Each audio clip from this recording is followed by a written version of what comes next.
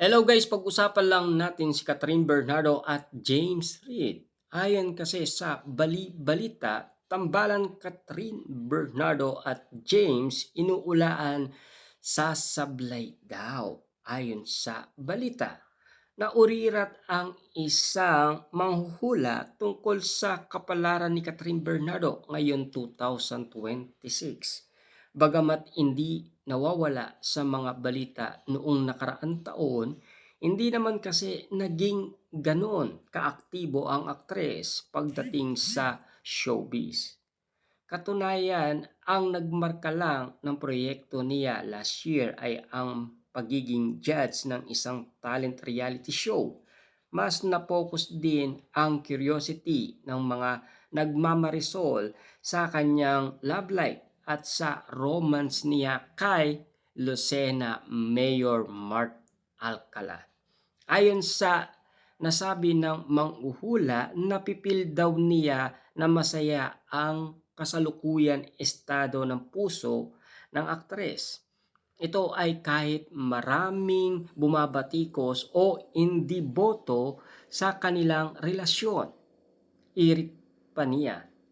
Nababibes daw niya na maraming pasabog ang aktres ngayon, Year of the Fire Horse.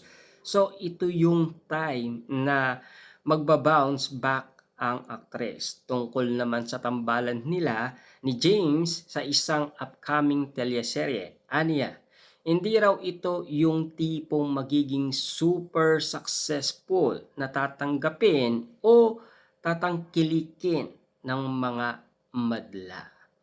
Irit pa niya, mismatch daw kasi ang dalawa. Ibig sabihin, totoo nga ba ang sinasabi ng karamihan na hindi talaga bagay umano sina Catherine Bernardo at James?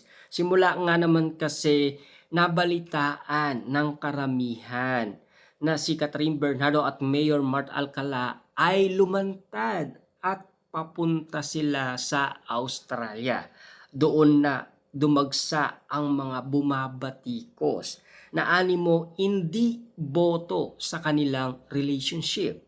Ayon pa kasi sa karagdagan balita, kasi dalawa kaya hindi ito magiging kasing tagumpay ng collaboration nila sa kanyang previous love team partner, walang iba kundi si Alden Richard. May katotohanan man or haka-aka, alamin na lang nating mabuti kapag ito ay nasaksihan na natin na nangyari umano ang sinasabi ng isang manghuhula patungkol umano sa tambalan Catherine Bernardo at James Reid.